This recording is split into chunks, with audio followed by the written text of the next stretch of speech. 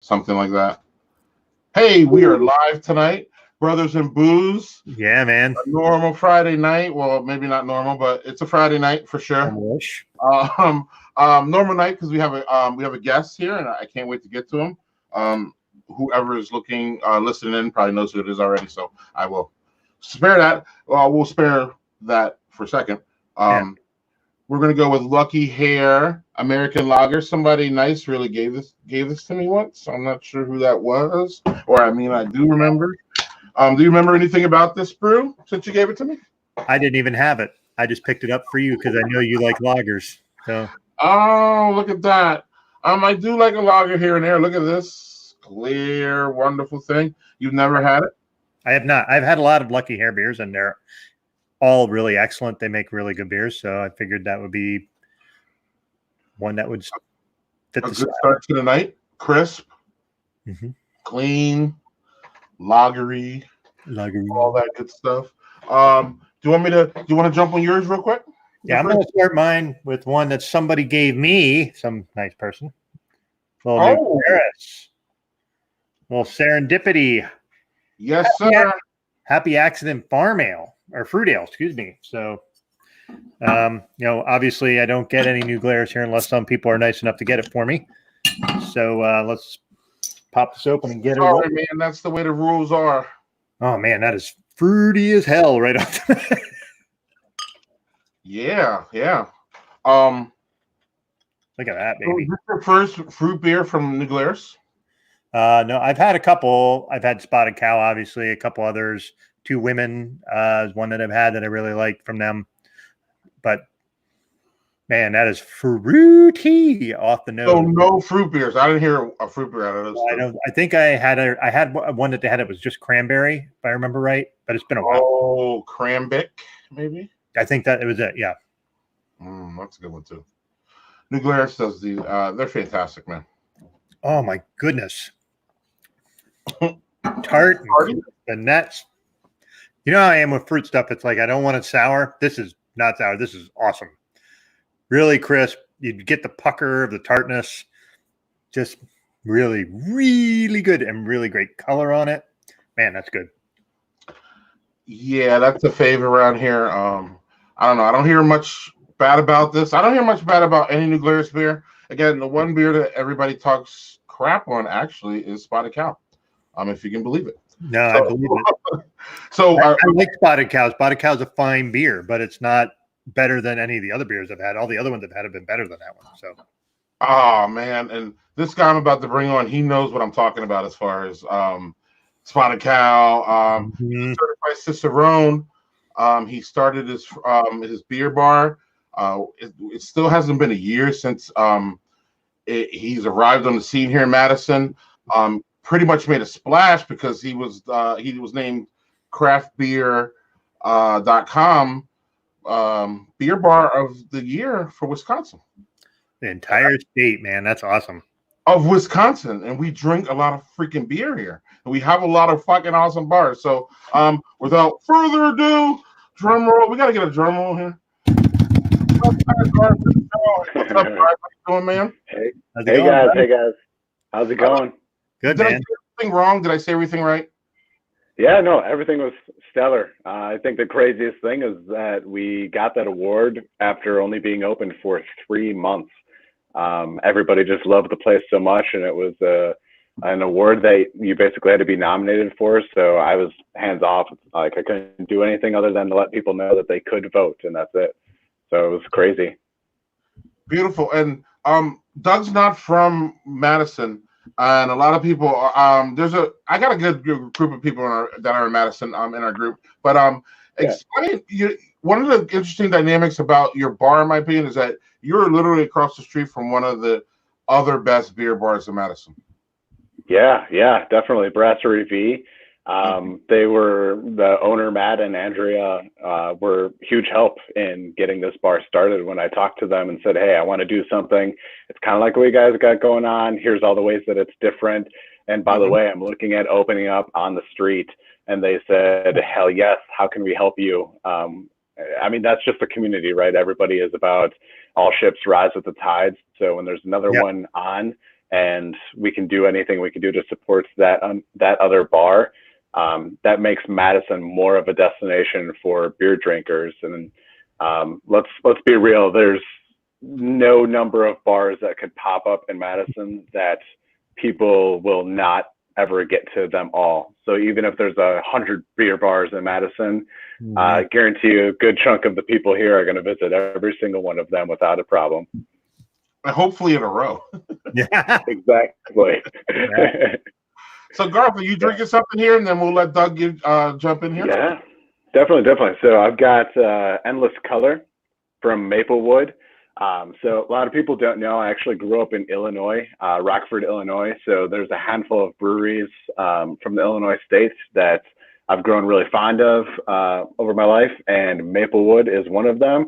And I got to do the honor of launching them in Madison, Wisconsin when they started to distribute here. And so this beer is 5.9%.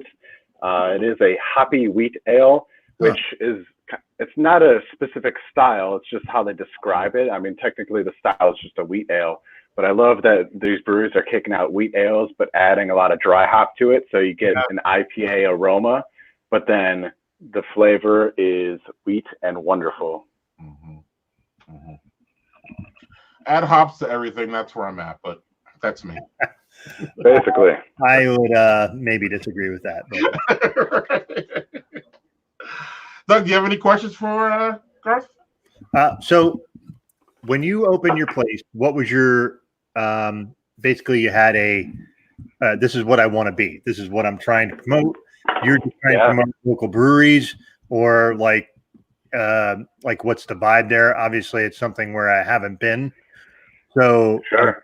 What your goal was? Yeah.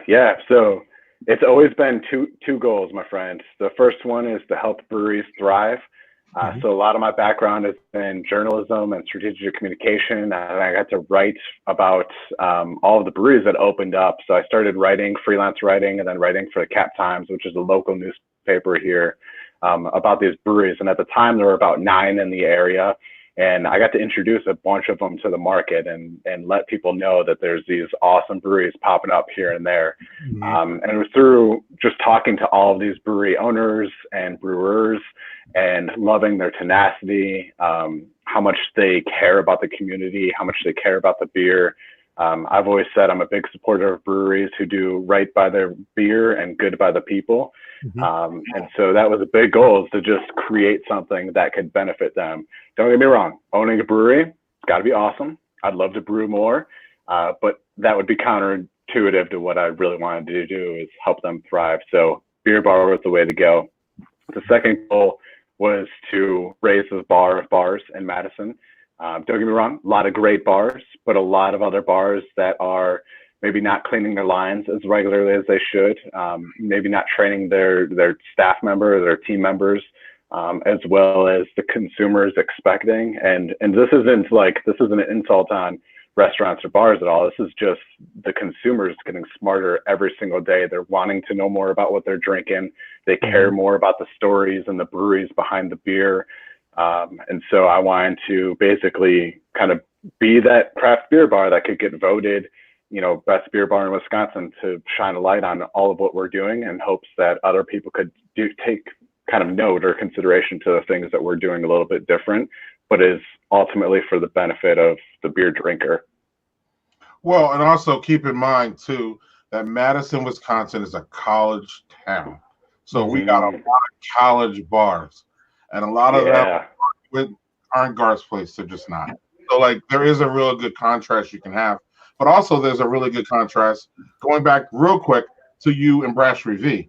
Brasserie V, for people who don't know, and Doug, you don't know, obviously, they specialize in Belgium offerings, and you just go in there, and they have really, really good food too. Last time I was in there, and it just pairs well.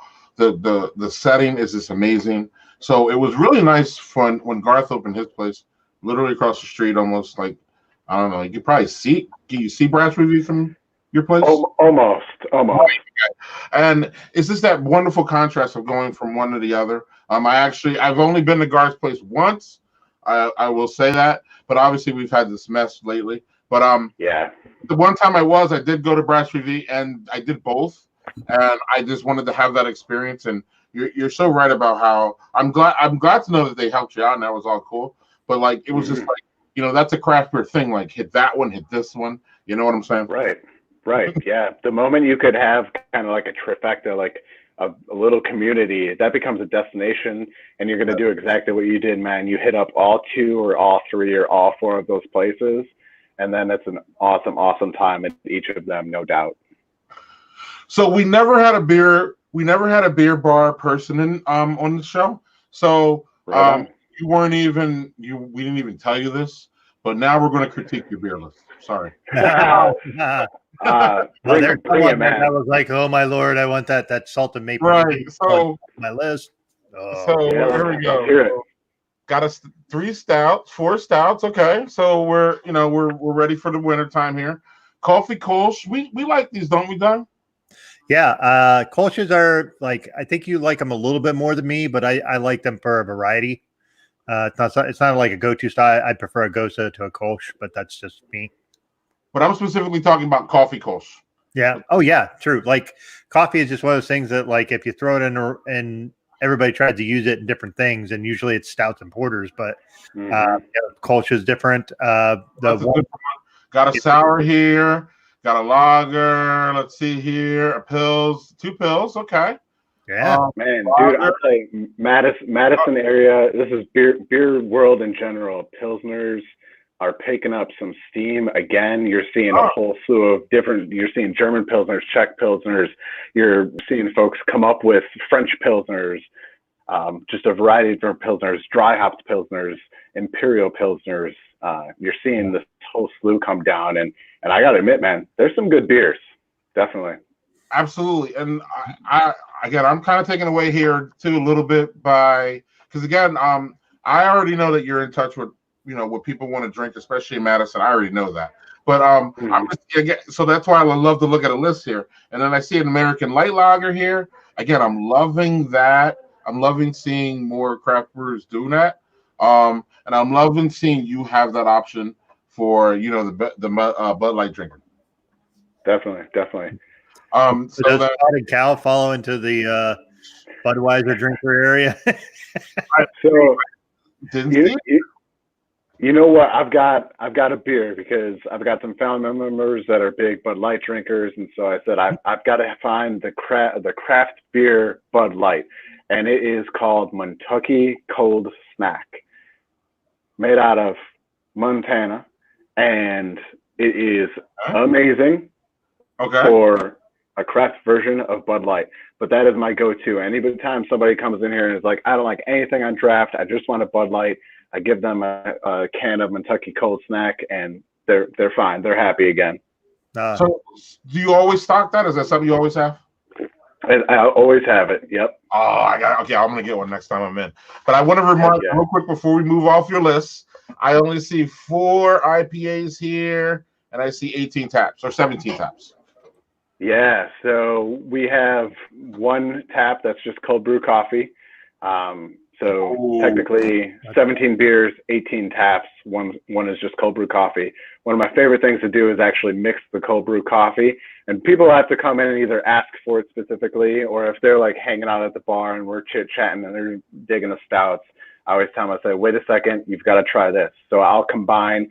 You had mentioned that salted maple stout. Dude, blend that with a little bit of the cold pressed coffee on nitro. Gives it a smooth, silky, sweet mouthfeel with a little bit of coffee. My mouth is watering just talking about it. Amazing. You are talking my language there, Garth, for sure. I would be all over that. Doug, your turn. About beer, because I'm ready to go next, because I'm almost done with the Serendipity. That thing was awesome. Have you ever had that one, Garth? The New Glarus Serendipity? Oh yeah, that was it's fantastic. When it comes to fruited stuff, I'm really not a sour person. I'd much rather go into the tart realm, and this is exactly like tart and sweet at the same time. Yep, definitely. But yeah, Garth, little hands up here for having a nice balanced list, in my opinion here. You always you're probably never 100% satisfied with it, as you know what I mean. It's always evolving, but only having 4 IPAs, that's really good. You have, again, you have a nice mix here session, New England Imperial. It's just nice. Cool. Hats off, buddy. Thank you. Yeah, that was a lot of research, man.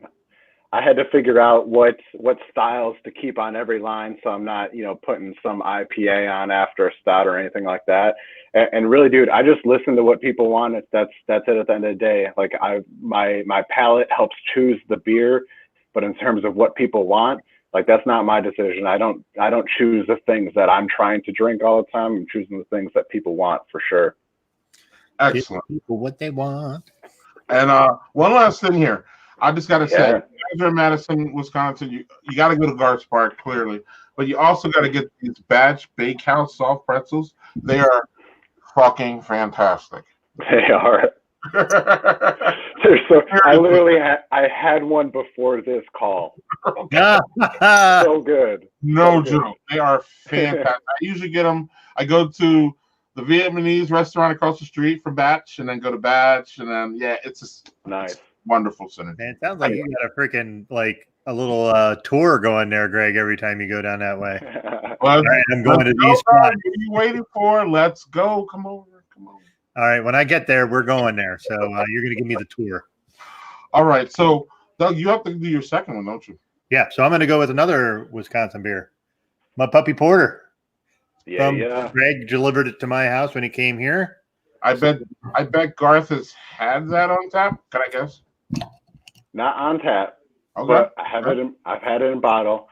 And Central Waters, the brewery who made that, for those who don't know, they were one of the first breweries that I wrote about in my journalism career. They were one of the breweries that got me into beer to begin with. All of their sustainability efforts that they do at the brewery, and this predated their barrel aged program. That after I wrote about them, it's got to be the best barrel aged program in the U.S. In the U.S. You heard it. That's a pretty good. Okay, I was ready for you to say Wisconsin, and that's why I was like, all right, because I always say that. I was like, in America, man, in America, they've been doing it longer. They've been experimenting enough. They've purchased all of the barrels. Like, people purchase barrels from them because they've purchased all of them to begin with. So they had a leg, like in my defense, they had a leg up because they started sooner than everybody, and they continue to kill it. Mm-hmm. Doug, what's up with my puppy? It's classically perfect porter. That's the best way I can describe it. It's roasty, it's tasty, it's smooth, and gives you all the notes you want in your nose. Like, this is super drinkable, and that's exactly what I want out of a porter. Like, if I just want a porter, give me a straight freaking porter. That's exactly what I want. Mm-hmm. Garth, can you name a better Wisconsin porter? So there is a porter that Working Draft Beer Company. Working Draft Beer Company made. Okay.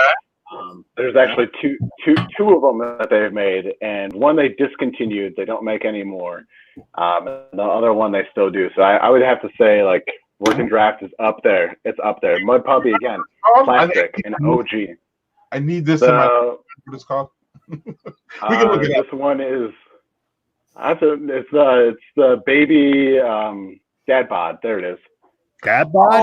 Oh, dad bod is there. Okay, I have a dad bod shirt, so I think I need to try that sometime. I'll send you a crowler. We'll do that. So you like Mud Puppy? Yeah, that's really good. It's like I said, it's a really just I don't mean, this is not a disrespectful thing. It's straightforward, really just, here's your porter, and this is what I could drink. I could drink several of these, and sometimes a porter, that's not the case. But that's what I want in my porters. I want something that I'm sipping if I'm by a freaking fire pit or something, like, just really hits all the notes. You don't have to add raspberry or lemon or any of that shit to a porter. Please stop it. Stop. Yeah. Or sour porters again. Oh. Oh. Stop. So So anyway, Garth, I'm still here working on my first, but Garth, real quick. So obviously at the time of this live show, we are literally in the middle of a global pandemic. So how does this work when you start a beer bar and then you're dealing with a pandemic? Yeah, dude. First of all, I am beyond grateful that we have been open for a few months, that we were able to show people what we stood for, what we were doing there. We've got a lot of regulars already that are coming in and purchasing beer to go, and they're helping us keep afloat. So that's awesome. And again, thank God, like when I set out to make this bar, I had always anticipated it to be kind of dual purpose. It's a liquor store without liquor, just beer, and a bar. So you drink on premise or you could purchase anything to go. So I had always built the model of having both of those abilities. I never knew that one of them I'd be forced to not, like, that I couldn't do. But here we are. So thankfully I've got that element to it, and we've got a crowler machine, the 32-ounce cans, so we can keep moving product on draft. And again, most of the product that we put on draft are beers that you don't often get in bottle or can. So it makes it a little bit more limited. But man, I'm grateful for all the support that we've had so far. And we're just going to keep trying to push through the best we can. I was talking to somebody earlier today about it. I'm going to throw it out there. I'm probably not the first one to think it, but it's only a matter of time before Wisconsin allows you to deliver beer. Other states have done it. Other states have removed that law that prevents retailers from shipping beer to consumers because of underage drinking and a handful of other obvious and non-obvious reasons. But other states have removed it, and they're doing just fine. Yeah. And this is what's going to happen. I think it's only a matter of time. The longer that this pandemic stays, the more likely Wisconsin will allow people to ship beer. Joe. And I think once you give that ability, there's no taking that away.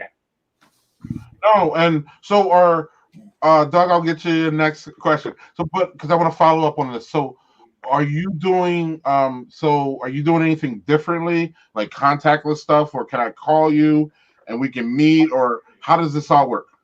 Yeah. Right now it is. You could email me, you could call me. All my info is out there. My cell phone's out there. My personal cell phone's out there. My email's out there.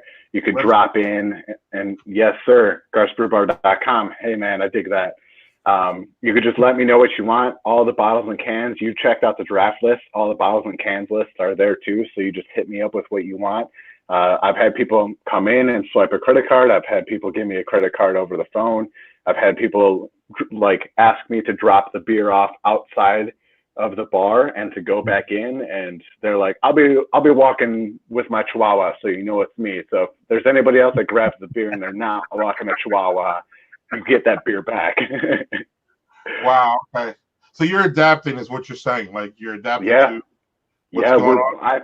I'm adapting that way, and I'm building the foundation to offer delivery services of beer just in the events that becomes available.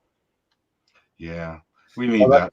That's the thing, is we were talking a bit last night with our friend Alo, and you doing the drink the story hashtag and all that stuff. And yes, thank you, Doug. Yeah, and talking about the idea of like, does this create a new frontier for breweries and brew pubs to be able to do?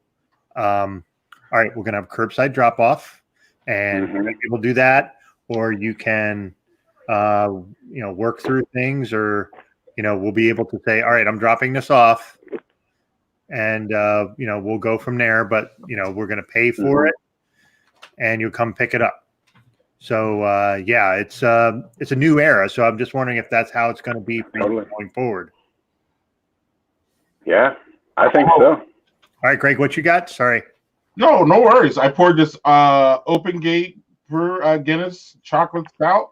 Doug and I were there. Now it's been 3 weeks now, Doug? It feels like a million years ago, but it does. Actually, Doug, we passed the point of we didn't get the Coronas at that too. Yeah. Anyway, so then this beer is pretty good. It's a chocolate stout. Obviously, it's a Guinness stout, so there's an expectation there when you walk into the place. that your stouts are going to be good. This is Mm-hmm. I don't know. The head dissipated real quick. Garth is talking here, so I wasn't really able to show the head, so it dissipated real quick. But yeah, that's odd. Is there like a Coca-Cola? Was it like a Coca-Cola carbonation where like all the carbonation flew up, there wasn't much head, and then disappeared? right. Otherwise, it's a nice drinkable light. It tastes like Guinness with like a little bit of chocolate at it. So it's an easy drinker. Oh man, I'm almost, you can almost see I'm almost done. So good times. Garth, if you're ever in the area, that's a good stop. But we also recommend you stop at Heavy Seas, which is right up the street. Yep. Right on. We'll do. Yeah. What do you have? You have Garth? Yeah, I wanted to see that. Yeah. I've got G5. It's a brewery in Beloit. It was the second brewery that I actually went and brewed a beer with them. So much like breweries are collaborating with each other, I'm coming at it from a retailer perspective and brewing with them. And then launching a beer. Basically, we do a half barrel at their place and a half barrel at my place, and we throw big parties at each.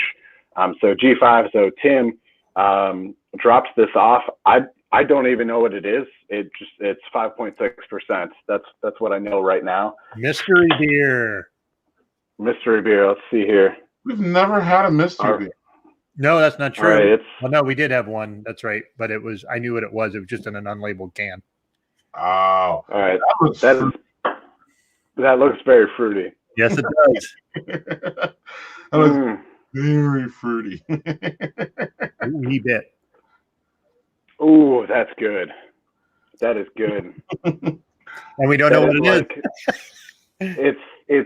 It's sour. It's tart, but it's not like in your face. It's not punching my tongue, not punching my palate. It's just like an easy drinker. It's almost like y'all ever have Sippin' Pretty from Odell? Yes. I have not. Yes. It kind of tastes like that. This one's got a little bit more flavor to it, and less sweet, and more of like letting the yeast do its work of making it sour. Mm-hmm. Pretty good. Nice. So that's a Beloit brewery. I never heard of them. Yeah. They've been open now for I think maybe 9 months at this point. Oh man, so they're in the same boat as you, kind of then. Yeah, and they're in Beloit. I at least have the benefit of being in Madison, Wisconsin.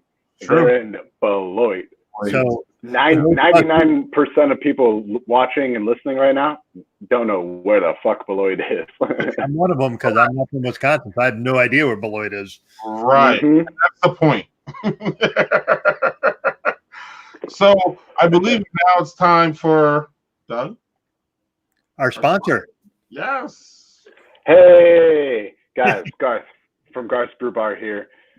Craft beer bar and bottle shop in Madison, Wisconsin. We've got 18 beer lines. One of them's cold brew coffee on nitro. We fill crowlers, we fill growlers, and we've got a pretty wide but focused selection of canned and bottled beer for to go or to drink on premise. And Greg's gonna pull up the options here. We also have some NA options, which he's showcasing right here too. So we have kombucha, we have some sparkling water. We're a pretty kid-friendly place too. So we've got juice boxes, we've got a baby changing station. Man, we've got games, we've got basically everything you want in a bar, we have it. And if we don't have it, let me know and I'll get it for you. Because again, this bar is for people like you listening and watching and you guys drinking with me. This place is for you guys, truly and truly. So cheers to you, really. Cheers, man. Look at this. I don't know. This is pretty impressive. What do you think about this, Doug? He has all the cans and bottles listed on his website. No, that's good because most people will have like see on premises or changes daily or stuff like that, so they don't have to do that. I mean, that's a lot of upkeep. Do you do that yourself, or do you hire somebody else to do that for you? It's all me right now. When we are actually fully staffed, it's Ben, my bar manager, is usually making sure that we update things when we get the beer in. Oh, You would love this from Dad. Oh, Oh yeah. yeah. So, Oh, but you've been doing this since you started, right? Oh yeah. So Yeah. respectfully, and I say respectfully because I don't want to play off the pandemic, and I don't want to diminish the horribleness of it. But Sure. you were like almost, I don't want to say pandemic proof, but you were like, this is a pandemic thing. Like the fact that I could go on your website, I can look at all your beers, I can say I want a 12 pack of boom boom boom boom boom. I want you to make sure I have it. Here's my credit card. You need to leave it out by my car. I need to pick it up and go home. Is you so you were already, without knowing, because it was hard to know. Yeah. He's kind of what's the word I'm looking for, Doug? You're a great guy with words. You're the writer here. Like, you're ahead of his time, kind of. yeah, or like I don't know, because again, a lot of people don't do this, and this is something that if more places did it, I would be more game to be, even trying to just get takeout from you. I think the other thing is too, is as we discussed last night, Greg, was the idea. It's like people have always, the model has always been drive traffic into your bar, into your tap room, because you want people to come in and to have as much as they can. And I made the point last night. There's a group of people that are, who are introverts and don't really like being in crowds or meeting people, and having this as an option. I think maybe this opens that up. You've already started doing that. That's great. Now, this person might enjoy beer, but just really, really doesn't want to be around crowds. Yeah. That's an avenue that maybe you can explore, and looks like you've already started that. Now, the other question I have is, you have all these cans and bottles. Do you mix and match that? If somebody wants, I want a 6-pack, but I want 6 different beers, do you do that? Yeah, I actually have bigger discounts for mix and matching, just because, again, one of the premises of this place was to get people to try beer. There's free samples. I don't charge for, a lot of places will do like 2-ounce pours is going to cost you this much. That's not what we're here about. Financially, sure, that's the smarter thing to do. But that's not the purpose of this place. We want to get people to try as many beers as they can and to just expand their palate, try new things, enjoy life, enjoy beer. And so if that means free samples off a draft or discounts for doing mix and match out of the cooler, we just want people to win and try new things and enjoy, and hopefully enjoy them. And if they don't, to let me know so I could, 1, taste it, make sure it's bad, and 2, make it right and get them something that they could actually like. That's my favorite thing, is when somebody either returns a beer or tells me, hey, I really don't like this style, I'm kind of leaning more in this direction, and I get them that perfect beer that they're just like, you made my night, I'm going to be drinking this all night long, I'm going to get some stuff to go of the same beer. Like, that is winning for me, definitely. Yeah, look at Daniel's little comment here. The cold brews and porters. I couldn't agree more. So go, Doc. So just the thing is, though, Garth, like doing what you're doing there is you're not only you're encouraging different beer tastes, you're allowing people to say, okay, well, that didn't work, but I can try something else. And that brings people back because they realize, oh, if I go and I say, I want to try that particular beer and that's just not my jam. Yeah. Okay, great. Let's go and find something that works. It's a customer service thing that really can help people explore more beer. I think that's an excellent way to go. Totally. It's our guarantee. And honestly, that is kind of one of the things that I wish that more places did for me, because there's been times that I've had a beer that I'm like, I do not like this, but I'm either uncomfortable sending it back, or the person that's working there is not open or conversational about it at all. And that's not what we're about. So again, anybody comes in and tries anything they don't like, I want to hear about it and I want to help them. Hopefully that never happens, because usually we're pretty good at talking to people to get to the thing that they like to begin with. And we pretty much proactively share samples. We don't just wait for you to ask about them. We say, you've got to try this. Like, this is amazing. I also do, I might even, if they tell me, I've had a few folks, my favorite people are people who come in and say, I don't like beer, I only like wine, because we don't serve wine. We don't have hard liquor. We don't have wine. And so I like get a huge smile on my face of like, all right, you're going to try this. I'm going to open a can. We'll split it. We'll give you a little taste. And if you like it, that's going to be a win for me today. And if you don't, I've got 3 other beers that you're going to try to make sure that you leave this place or stay here and love beer. Yeah. You were speaking to that, and we just had a comment from somebody named Steve Winchester who said the Rheingeist Cheetah was a stellar recommendation. So, clearly that's speaking exactly to what you were talking about. Heck yeah. Kudos, Steve. Thank you, man. Oh man, I told our friend JHG Doug that the beer Cheetah should be the beer of the Patriots. Except they're the Bengals, not cheetahs, which are different big cats. But no. Right. but like cheetah, like cheetah. Yeah. Because they cheat. Well, that should be for Patriots then. Oh, so here we go. Laura, you brought it up. I didn't have to bring it up. You brought it up. So awesome. You want to speak to that, Garth? Yeah, man. So Laura had basically told Greg to bring up the Cicerone server certification. So if most people are familiar with what a sommelier is, so it's a leveled expert that knows a shit ton about wine, has adjusted their palate to determine off flavors, to tell you any styles. They could tell you location of flavors. Mm-hmm. And so Cicerone is that equivalent. So it's the sommelier for beer is the Cicerone certification.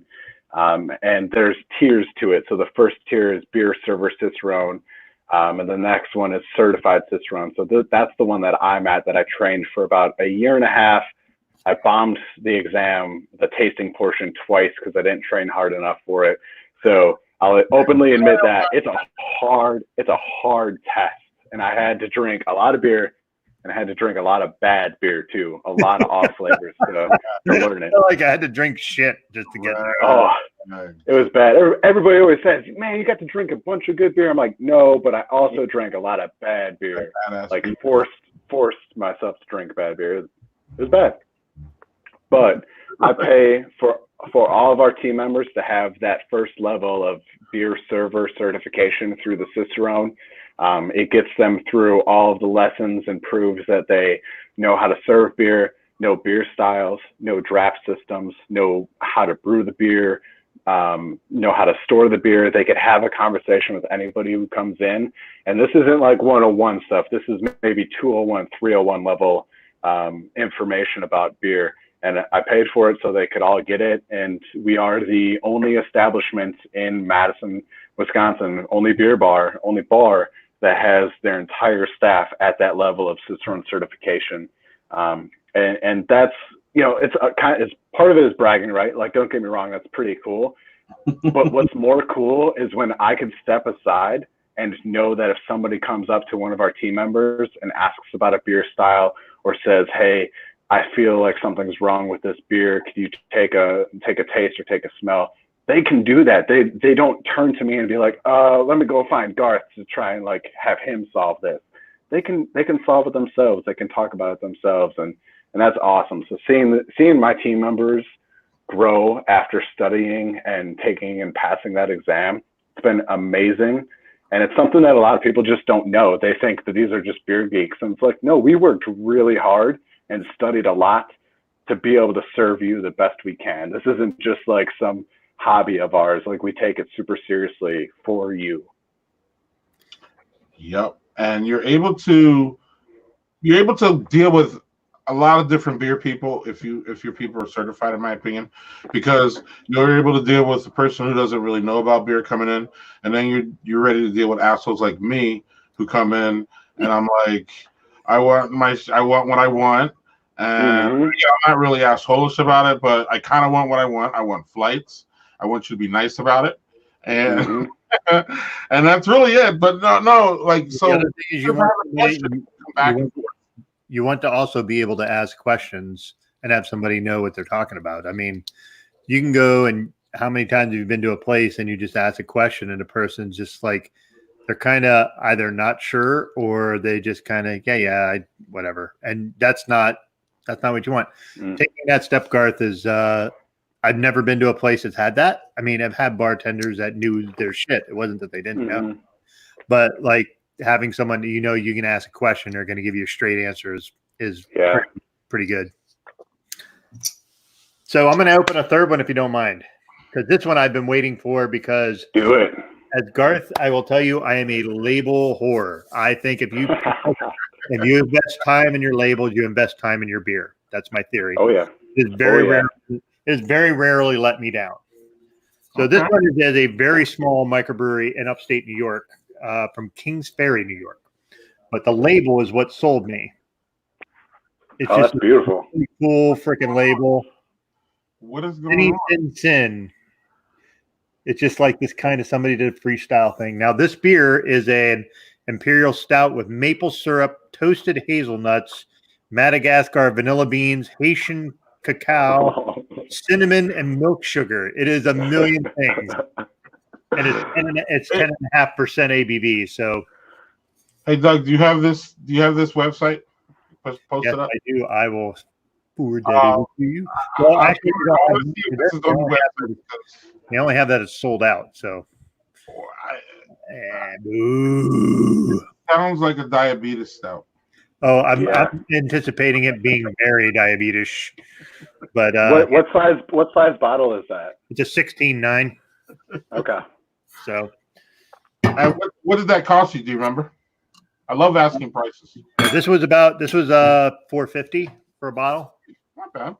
No, not bad for a big diabetes stout. It is super cinnamon. When I open the bottle, it is like I don't smell anything other than cinnamon. So, I don't know if that's good or not. Are you down for a good cinnamon bomb, Garth? I've had a few. Not particularly, no. So there it is, nice pour. Who the hell is though? I'm nervous for him. I am nervous too. Now, when I pour it, the cinnamon's more subdued, much more vanilla nose. No chocolate nose. The maple syrup, I don't smell any of it. It's just all vanilla and cinnamon. So it's the bottom right one there, the Cinny Sin Sin. So. Oh, okay. Yeah, hazelnut. Okay. Cocoa nibs. Vanilla beans. Sweet. That's a lot going on, but it's delicious. It is like all that the milk sugar stuff that really creams it out, like just really smooths it all. Like it's not like a lactose bomb at all, but like that milk sugar really just kind of, I don't know, I get all the other flavors they mentioned, except for the cacao. That's not something I get out of it, but I don't know they get a general amount of that. But the maple syrup, the hazelnuts, the vanilla, and the cinnamon, all that are there. And then just the finish is just that smooth finish. So I'm going to drink the hell out of this. Well, damn. Okay. I didn't know what to expect with this at all. I bought it for the label, and then when I saw what it was, I'm like, that could be a bit too busy. But the one there was one I gave Greg that was it Oscar Blues that made that Mexican king cake? Or is it the king cake one? Yes. And that was there was so much going on. It just was kind of hard to like follow what it was doing. Right. So Daniel Fisher says he's generally more cinnamon friendly, but if it reminds him of Goldschlager. That's awesome. That sounds like a bad time. You know what I mean? Like he had a bad time with some Goldschlager. That sounds like it. Oh yeah. Were you guys ever into Goldschlagers? No. No. I don't even know if he was either. I don't think Daniel was into Goldschlager. He was either. I think it just reminds him of poor experiences when he was forced bad life to choices. So you guys know what I'm going to show here. I guess everybody does if they saw Doug's post, but I have a Dragon's Milk Reserve. Now, Garth, I don't know how many times you saw that show, but obviously Doug and I have a history with New Holland. Dragon's Milk. Dragon's Milk. We both have one. I literally took a personal thing. Someone gave me a personal tour. Shout out to Steph Harding. Hopefully talk to her soon. But she got me a personal tour. They literally took me into the Dragon's Milk Vault, which is this big, huge warehouse, ceiling to floor, barrels, nothing but Dragon's Milk. It was amazing. It was crazy. Wow. It was out of control. And then they let me talk to the guys who like make it. And I was just like, I don't want to say disrespectful, but I was very open and frank about what I thought about Dragon's Milk and what I thought about all the different variants and how like they have like 6,000 variants and 4,000 sound disgusting to me, and 3,988 I love. Like, you know what I mean? I look at it and I'm like, this is horrible. Like, what are you doing? And then you pour. Yeah, I've had a few bad ones. Oh, this is good. So like, I even told them that, and they were just like, I was like, how do you guys have 6,000 variants? Like, how do you do this? And they just went through the process. It was amazing. This guy. Right, exactly. Right. But at the end of the day, they like that. Like Garth said, they like my frankness. They like that I was open with them. And they thought it was pretty funny that I was just like openly just questioning like their, you know, logic and what they do. But obviously, you know, they got test people. And, you know, what was the one, Doug, when I was there? I don't know if you remember. It was orange something. Chocolate orange. Chocolate orange, I liked. Again, right. That's my point. Yeah. Does chocolate orange sound good? Does it really, really sound good? Tell me the truth. Garth, that's to you. I think it sounds great. Garth, does that sound good? Come on. I think it sounds good too, dude. Like those chocolate oranges.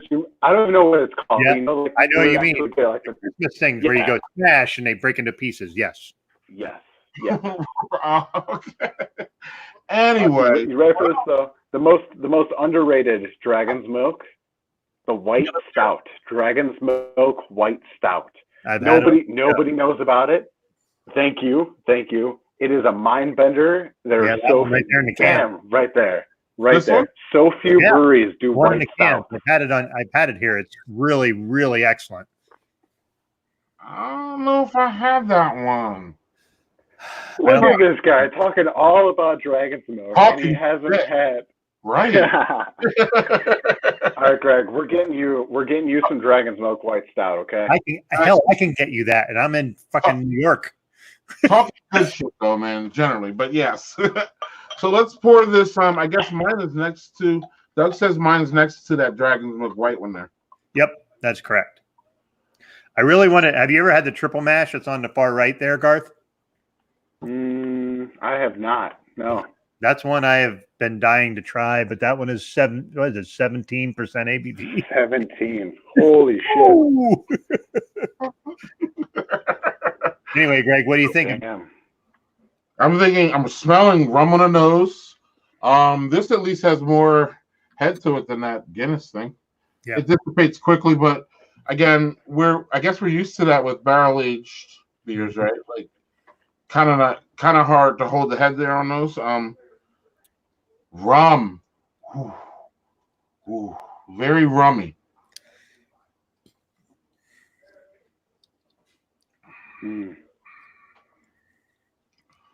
This beer, the rum goes all the way through. So you smell it.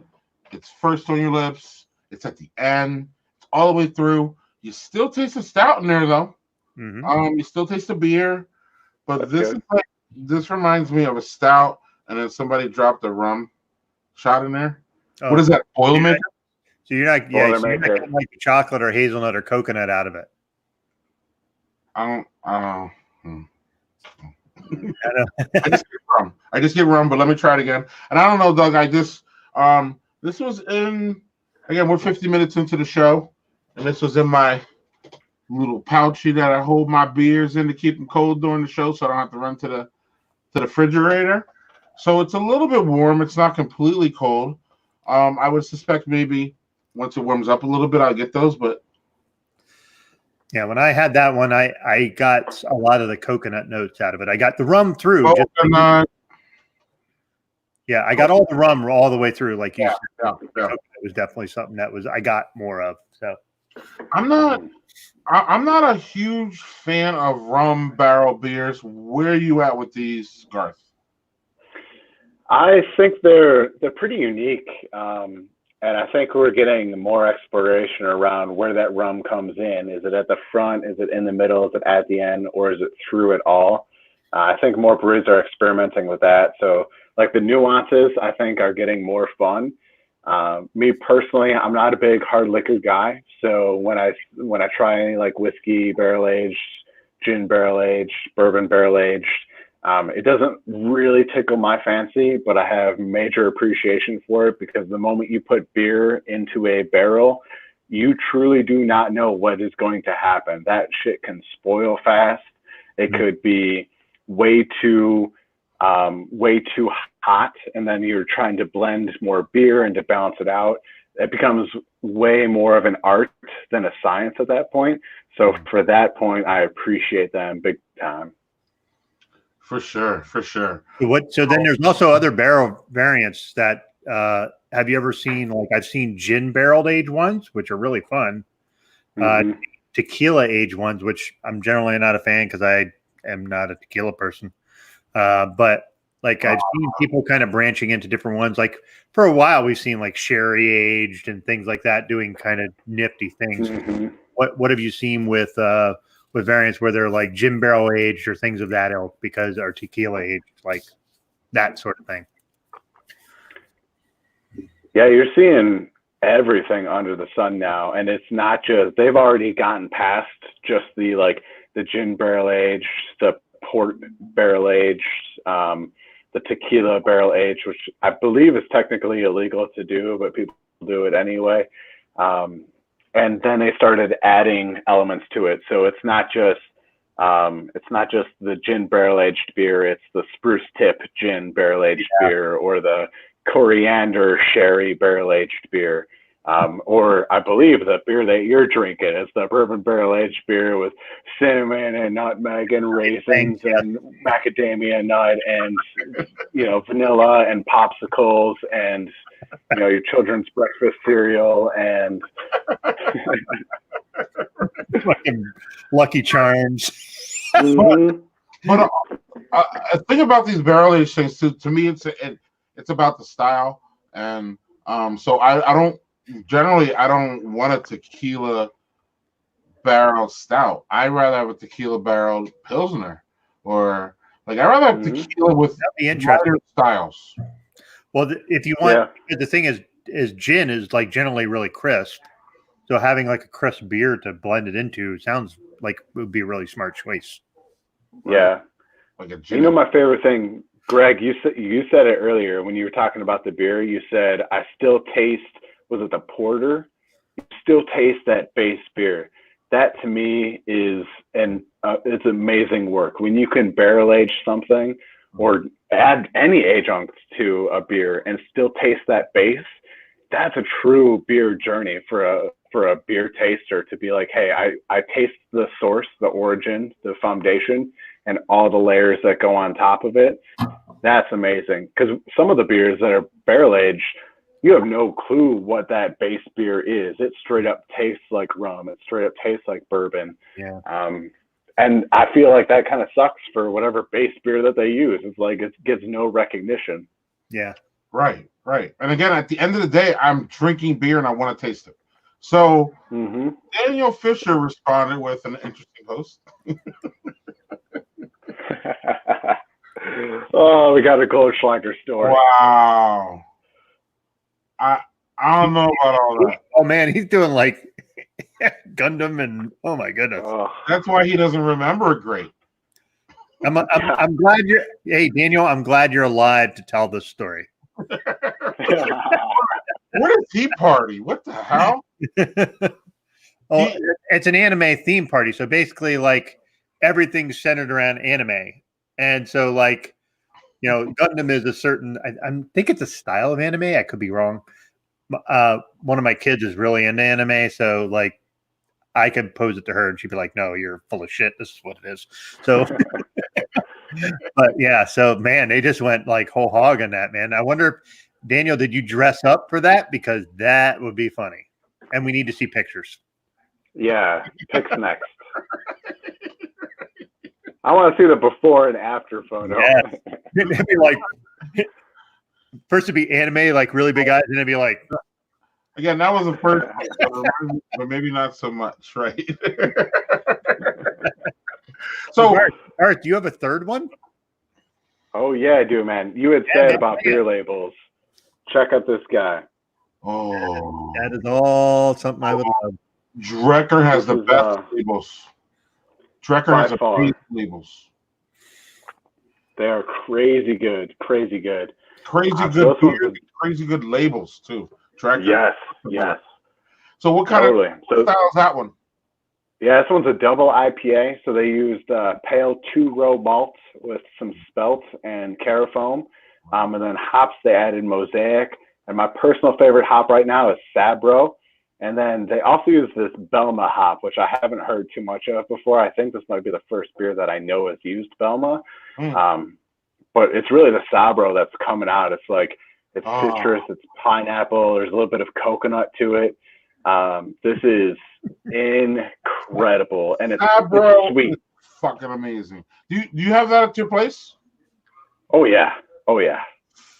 You have it on tap, or is it just can? Oh, you're making me come out. I have it in can. I'm trying to get it on tap now that I've had it in can, because I always try to, like anything on tap, I try to taste before, because again, I want to make sure that the beer is prime and perfect for folks. So I try to get it in package first, and this is one that I'm going to fight to get on draft for sure. I'm trying to stay home, and you're trying to get me out. Hey, push my drop off. Push my buttons, man. Drecker. I can literally pick my 6-pack in my pajamas. Like, this isn't right. It doesn't. Great. Hey, let's go, man. You and Aaron Gavea, this is what you were made for. Pajama picture. Listen, I can shop for anything in my pajamas. Now I can shop for my beer in my pajamas. Again, this is not.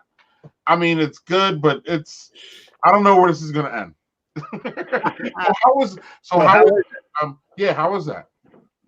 It's dope, man. The aroma is solid. It's got the aroma of a double dry hopped beer without being double dry hopped. That's how good this beer is from an aroma standpoint. And that flavor is sweet without any lactose, without any added sugar, without any gimmicks. And dude, this is probably one of the best double IPAs I've had. Not just this year, probably last year too. It's a year and a half, year and a quarter. Can you hold that up to the camera a bit after you take a sip? Because I want to see how it looks, because it looks fairly juicy.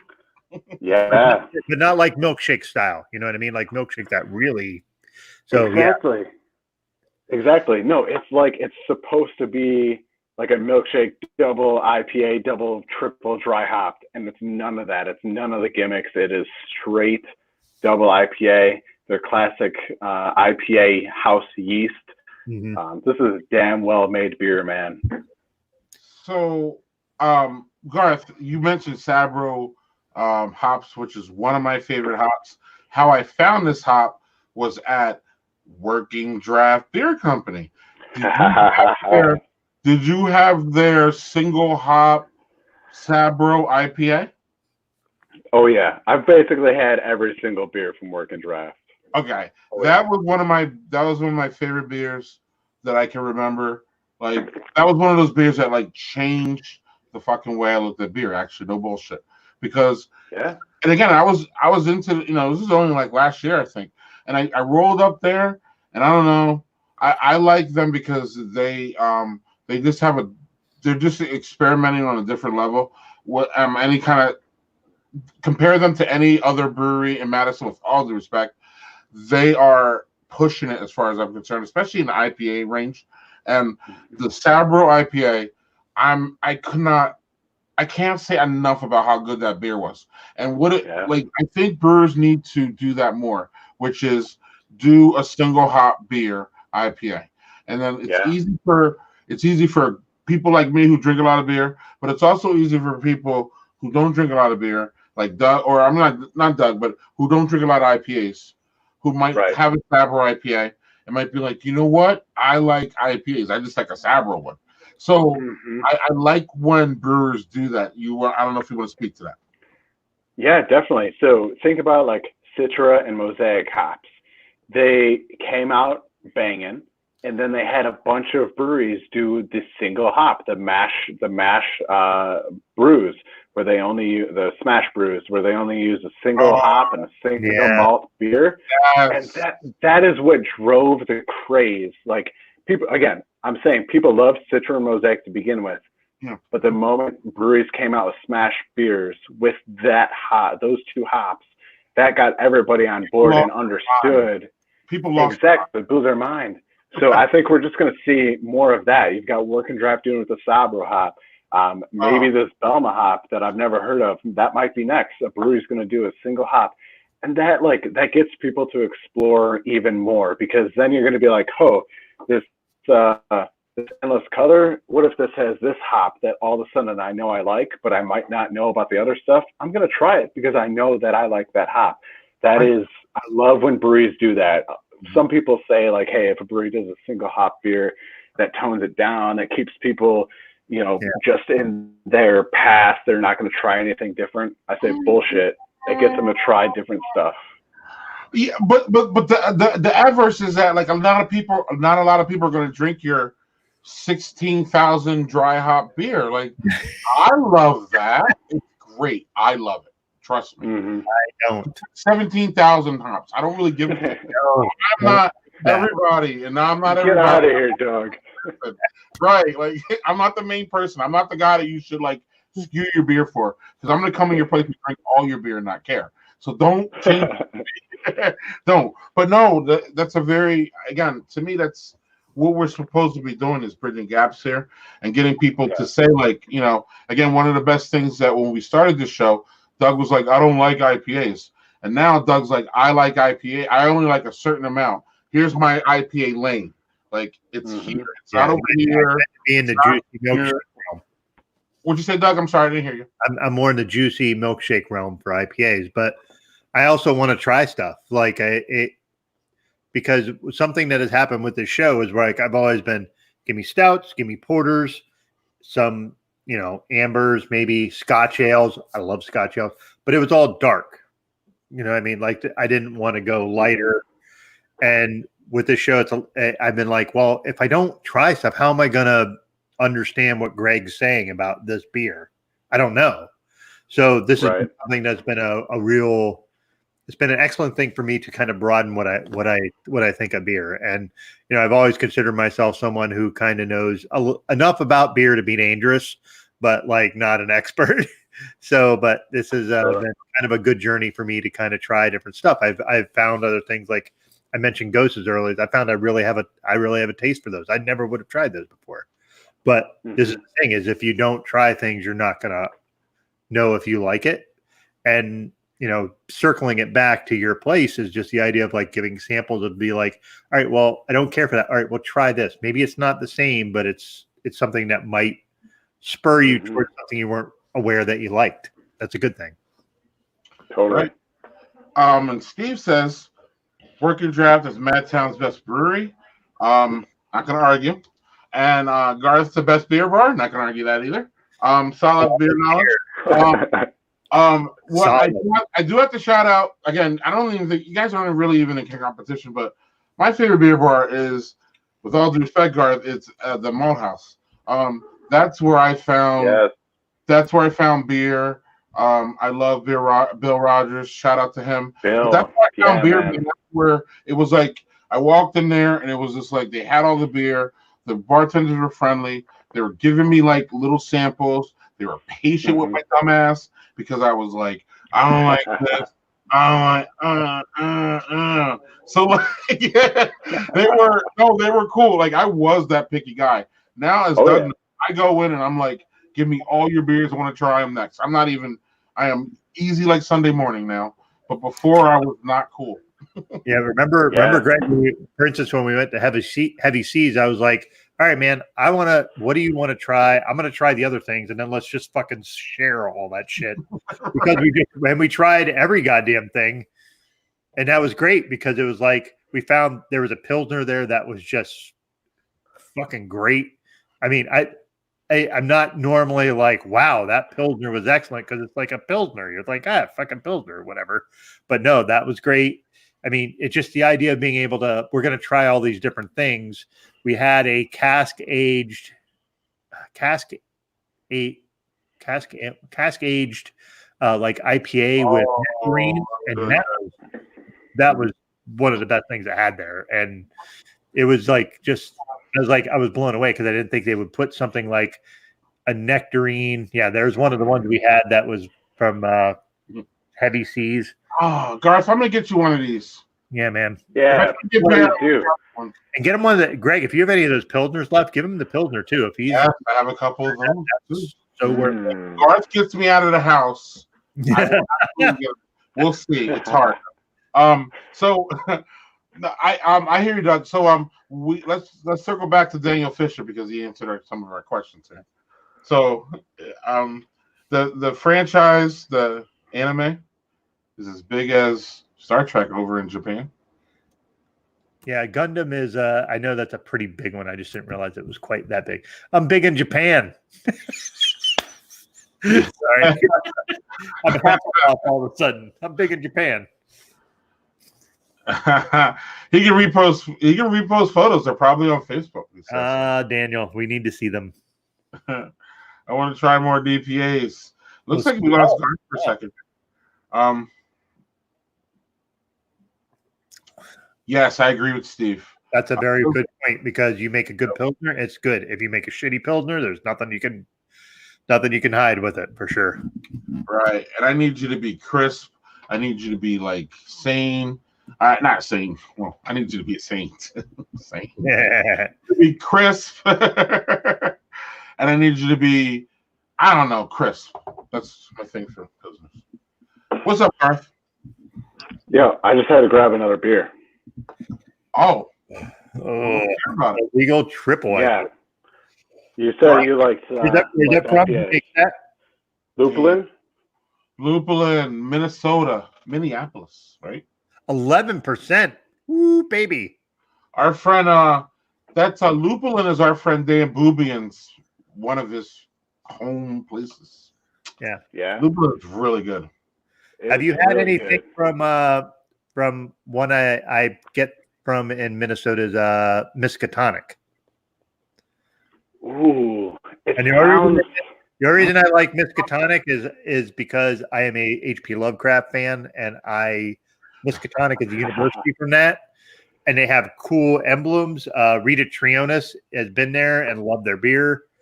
Who's a Cicerone? If I'm mispronouncing that, I apologize. But you got it right. You're good. I'm just wondering if you've had anything from them. I mean, Minnesota isn't like, is that right next door to Wisconsin, or is that farther north? Yeah.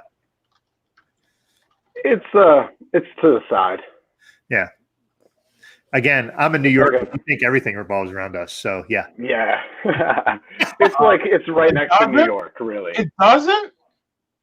It doesn't? No, it doesn't. It doesn't. I live in upstate. I'm crushed. Upstate, and trust me, the amount of shit I hear from dingbats around here about how our governor just gives a shit about only New York City just drives me nuts. But political shit aside, let's go. Oh, wow. Really? Drink. Yes, drink. Drink for politics. Woo! So did you open that Lupulin? What's going on with that one, Garth? Hear about that? Yeah, I'm about to. Give me 2 seconds. Oh, we work. And he's like, I work with like 7 different glasses on this show because I can't. It's hard to keep up with Doug and his like 16,000 ABVs here. So yeah, I'm not getting another beer because that last one was 10.5. So yeah, Dragon's Milk 11%. This Dragon's Milk is isn't that like, I think that's 12 or 13, isn't it?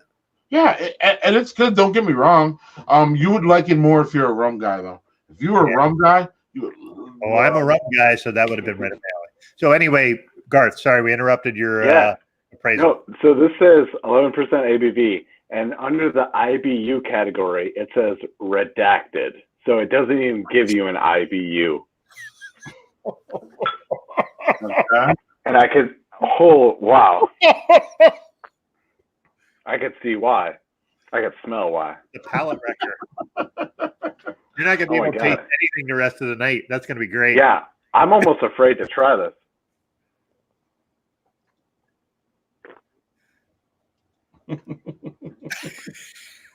That is, that's a lot of hops. Holy. Boy, are you? Wow. Garth, would you consider yourself a hophead?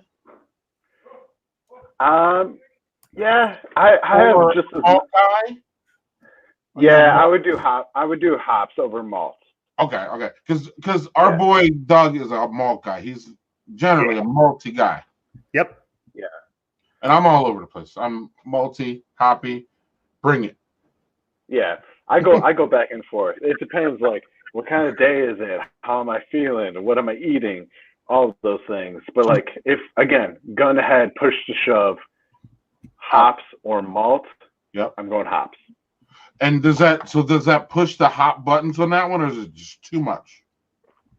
This is it's overwhelming. It's a lot. It is like, if this is the ceiling, if my hair right now, that's the ceiling. It's right there. Yeah. So Daniel Fisher asked if it was lawn clippings. So I don't know. No, it's not. It's not grassy. It's not mossy. It's super juicy, but it's 32 different juices coming at you at once. So it's a blender. It's a blender of juices, and it makes it dense. Damn. So we didn't even get to. I guess we're gonna get to it now. What we can ask the audience too, whoever's watching. Especially, obviously, we're talking men. What are you doing during the pandemic? Are you shaving your beard because of germs? It doesn't look like it. Are you shaving it all off like me because you're scared and you're anxiety filled and you probably shouldn't be, but you are? Or are you like Doug, he did most of it? Or are you like Garth, who's like, give me the mohawk and give me the beard? Obviously, I know where you guys stand. Mine was, as I told you, Greg, I felt like very much like I had this beard that was like down to here. And I felt like every time I walked outside, it was like a gill net trying to catch germs. So I was like, I'm just going to trim it all off. And what's funny is my wife really likes my beard, but she was just like, listen, it'll grow back. And I'd rather you not worry about that. Because problem is it was so long that I was doing the evil scientist, like I'm going to touch it all the time. And when you're outside, that's not a great idea right now. So I wasn't really paying attention to the fact that I was touching my face all the time. So that was more my reasoning. Garth, where are you at? Man, so I don't know if y'all know, but I also do, I have another full-time job on top of being a bar owner. So yeah, I know. I'm an idiot. So I work. And I know you got a ring on your finger, so you're married too. Yeah, I've the third job, my favorite job. I want that on the record. I want that on recorded for posterity. Yeah. Exactly. That being said, it's the hardest job. It makes the other two look real easy. But the other one is a marketing gig. So I work at a marketing agency downtown in Madison, full time. And I don't have client meetings anymore, so I don't need to keep it all like trimmed and fancy for any client meetings. And beer world, nobody really gives a shit. Like, everybody's just about the beer and the conversation. We don't care how you look, what your sexuality is. We don't care about anything really. It's just about connecting over some good beers. So nobody cares about the mohawk. Nobody cares about the beard. I figure if there's ever a time to see how far I could actually grow this out, it's a pandemic. So yeah, grow it. I'm trying to find silver lining, I guess. Yeah, so my question is, how long have you been growing the beard? 2 weeks. Jeez. So the beard I had, that took a full year. Now I'm going to tell you, it's going to take me another year to grow anything that's a couple inches off my chin. So I am wildly envious of the fact that you can grow. I mean, in my defense, I had no clue. I've never had a beard this long before, so I have no clue how fast it's going to grow or where it's going to go. I'll let you know if it takes me longer than a year. One, that's going to suck because that means the pandemic is lasting longer than a year. And two, let's just leave it at that and hope that doesn't happen. Like, I would love to have to trim my beard in a couple weeks. Yeah. Ah, man. Beard. Have you seen Greg with a beard? I'm trying to imagine it. Oh my God, dude. I just saw him a couple weeks at my house and we saw him shave. And my wife was on here in pre-production before you were on. She was like, oh my God, you look like a baby. It's not cool. I don't know how long we're going to be. It's coming back fast, please. Not the look I'm looking for, but I'm not. I wasn't also looking for a pandemic, so we'll have that. True. So beer here. Real quick before we go. Yeah, we got that one, the rye part. Yeah, I love rye beers. But I have a hard time if you gave me a rye beer and didn't tell me rye, it would be hard for me to decipher that. So I like them, but I can't pick them out. Does that make sense? Yeah, I'm only gonna say rye bread beer and just leave it at that for you, Greg. You didn't go. There's a story here. Yeah. There's a big story. It's very brief. It's very brief, but it's right on point for this. Oh well, might as well. Last year I did a Philly beer trip. Garth, you may have heard this. I said it a couple times. Last year did a Philly beer trip, and we did like 13 breweries in one day or whatever. One of the breweries, Urban Village. Look at that, I remembered it.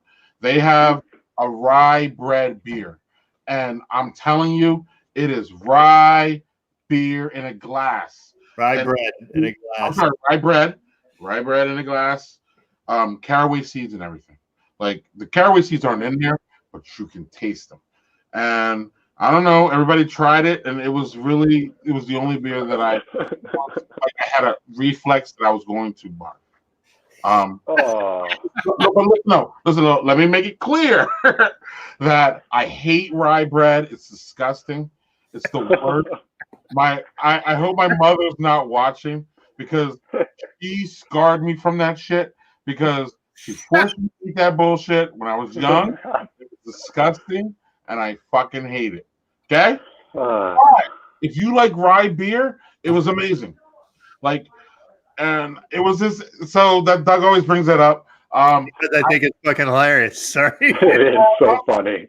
Well, Doug, Garth, you can understand this as a cicerone, which is you can not like a style but understand that it's well made. I always go with Hefeweizens. They're not my favorite style, but if you give me one, I can be like, this is a well made one. It has whatever you want from Hefeweizen. If I want a Hefeweizen, I want this. But I still don't like the flavor. That's how that rye beer was. So I don't mean it in negativity. If you like rye bread, go to Urban Village in Philly. Trust me. I would tell Doug the story is great. Like I knew that the beer was a thing because they had a T-shirt for it. So I'm like, all right, this isn't just total bullshit because yeah. You know what I mean? Right. This must like be a beer. It reminds me the whole thing with there's the one from England with the banana bread beer. And it tastes like banana bread, and I'm like, I'll never have that again. Like I tasted it. It was great. Mm-hmm. For what you're making banana bread beer. You fucking nailed it. But guess what? I'm having one bottle of that, and I'm never having that again in my life. Yeah. It was the Wells banana. They literally call it banana bread beer. Yeah. From Wells. Yeah. Yeah. I had that once. Garth, do you have a beer like that where like you thought it was completely horrible, but it was well made? Now, actually, Doug, while we're on this, while Garth thinks we know a beer that's not well made, that's a piece of shit. What is that? Those Lizard of Cause. Lizard of Cause. My favorite brewery, Founders. Founders, man. But like Greg and I, like I got before all this shit happened with them, I really liked Founders. I liked a lot of their beer. We're going to Founders now. Shit. And I just like I tried Lizard. I was like, what the fuck was that? That was the worst shit in a bottle. And I bought a bomber of it because I'm like, fuck, it's Founders. I'm gonna try it. And I took like 3 sips. I'm like, I'm dumping this entire bomber. It was Garth, you got Lizard of Cause, right? Oh yeah. Okay. Right. Right. It's horrible. Anyway, Garth, I always say time flies when you have a good guest. Or I started that last week, didn't I? No, but it's the same thing, man. When you have good guests and people that are you're just jiving with, this is great. And we had Mario on last week, or one of these weeks we had was it last week? 2 weeks ago. We had Mario on, and all of a sudden it was like 10:30. So Garth, at some point, if we don't stop talking, we'll be here all night. Yeah. So one of our things that I had their beer with me, and I finished all mine. So yeah. One thing we do is recap our beers. So I don't know if you want to go back and tell everybody what your favorite you like, or your man. Something you want to accent, or we can go before he goes. We can all get these beers at Garth Brew Bar, right? Except for this one, because I don't know what this one is. He just dropped it off, but I loved it. So I'm going to talk to him about getting it. So we'll get it eventually. But the rest we can't get at Garth's Beer Bar. All they got to do is contact you on the website. You'll do contactless. They can come in and pay card. They can pay on. We got options. This is my thing. Whatever you want, we're going to make it happen. I've had people ask me, hey, do you sell growlers? No, I'm coming in today. I want to fill up a growler. I freaking went out and got a couple of growlers for them. I've got people asking me about specific breweries. Hey, do you carry this brewery? No, but I'm going to go email them, call them, see if I can get the beer in for you. You know what you like? I'm going to get it for you. And I'm probably going to try to get you to try something else along with it. But at minimum, we'll get you what you need, no matter what. Now, before you go, do you have specific hours now, or are you just ad hoc? Yeah, no. So COVID hours is Tuesday through Friday, 4 to 6. And then Saturday and Sunday is noon to 2. And this is only for to-go beer. So we could fill growlers, do bottles and cans for you. And then if you can't make that time window, just email me and we'll work something out. Be flexible with your schedule. Or if you don't want to try and come into the bar when everybody else is, in that 2-hour window getting beer, you let me know. And I'm going to make it happen for you. Awesome. So tell us about your beers. Yeah. So what was your favorites, and what was what we usually do is rank them. So whatever you want to do. Oh, that's hard.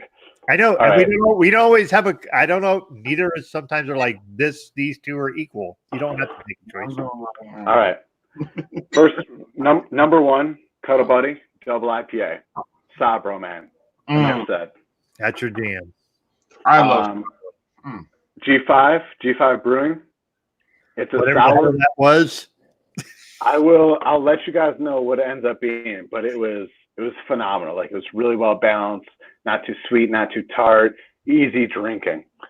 And then I'm gonna go with the Maplewood, the Endless Color, just because I love wheat ales that have a hoppy aroma. It's like you win on both accounts. You get all the aroma you want out of an IPA, but you get something easier to drink and a little bit more, just drinkable out of a wheat ale. And then,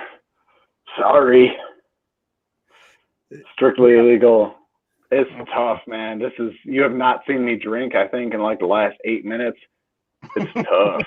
Yeah. Are you going to be able to finish that? I don't know. Hey, man, we've had some where we're like, I'm not finishing that.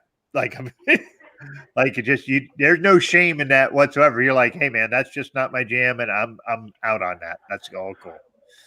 I will try. I'll give you that. I always say, if you don't try, you fail. So I will try and see how it goes. Yeah, but I think life's too fucking short to waste your time on stuff that like. So there's a few things that I've taken this into. Like if I used to be like, if I'm going to take a sample of something, I want to drink it because they're giving me a sample. The problem is like I've done that at beer festivals and end up to a point where I didn't remember what happened about 3 hours later. So not a great approach. I'm also the same with movies and books now. I'm almost 50 years old. I don't have time to waste. If it's something where you go, you know what, not my thing, it's okay. It might be somebody else's thing. I just True. do it that way. Very true. Love that. Greg, you're cycling. What the fuck is going on there, man? This is something that we knew was happening with StreamYard. Actually sent a thing. Greg, you're in twice. This is great.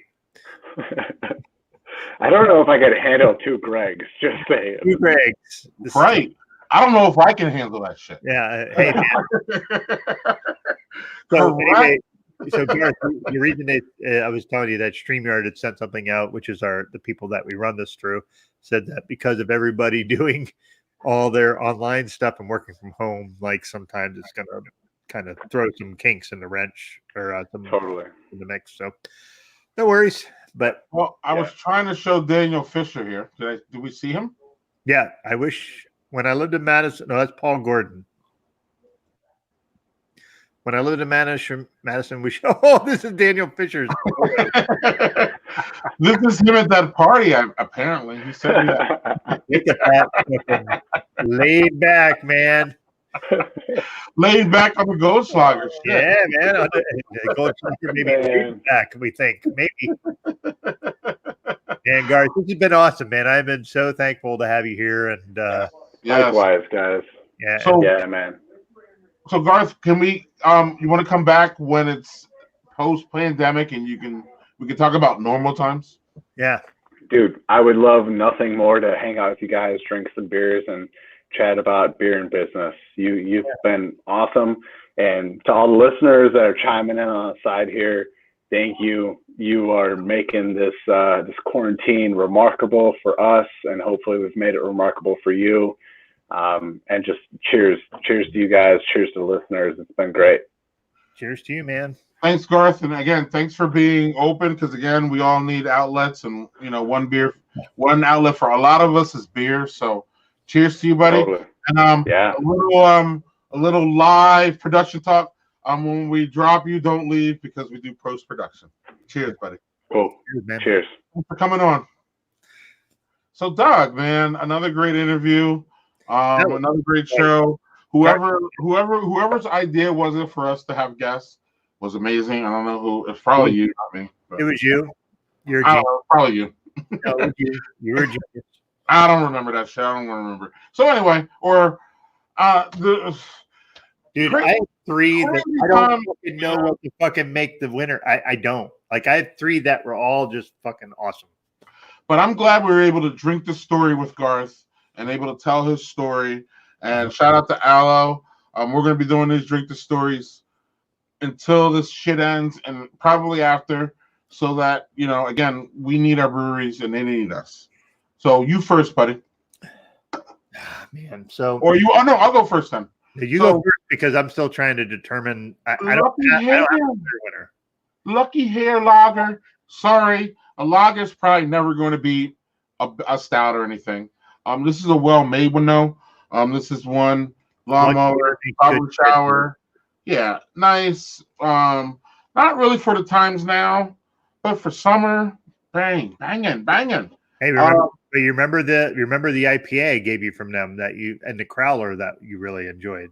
Oh, so they make good beer, and I'm not saying the lager outshines it. I'm just saying, like, it's a solid one. It's not fantastic. Okay. Thanks for connecting those dots. So I didn't make that here. So number two, mine is easy actually. So it's good I go first. The number two is a chocolate stout from our friends over at Open Gate. We had a good time. We had lunch there. It was just weird though. Again, that we went to Heavy Seas first. I kind of would have reversed that. I kind of wish I went to Guinness first and Heavy Seas second, but right. And next time we will do that. But and then the Dragon's Milk Reserve rum was pretty damn good. Thanks for giving it to me and experience. It was a great experience. I do like rum. I prefer bourbon, but this was fantastic, and it was cool to tell the old New Holland story. I love New Holland, so love New Holland. I just can't get behind. Variants are tough. 3,000 variants. I just can't do it. But I mean, I can. But yeah, cheers. What you got, Doug? All right, so I'm going to start with this one. This is, and again, there's no fucking. All these were fucking excellent. This is just, it's great. It's straightforward, but it's a porter, and I love fucking porters. That doesn't mean it's terrible. This just means it's literally 1C out of 3. It's not 1, 2, 3. It's 1. It's 1A, 1B, 1C. Literally, that's what I feel like tonight. Like all my beers was that's just that. 1B was this pretty fucking crazy Aurora Brewing Imperial Stout that had 8,000 ingredients. It was just a bit too busy. It was tasty as fuck. It really was.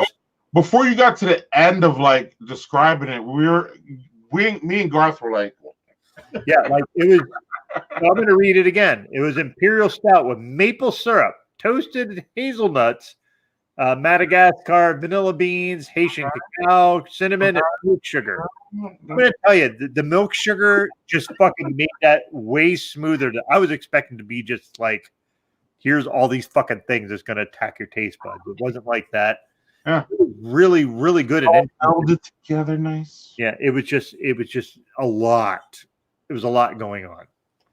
And the new Glarus one was just, that was fucking outstanding. The serendipity was just, What the serendipity?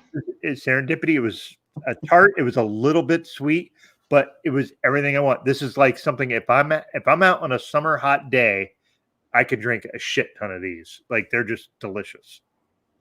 So all right, Doug. We had a fantastic time this week. As you can see, our next guest, I'm even being better about this. I used to forget about my guests, but we have Stephanie Grant from Atlanta, Georgia.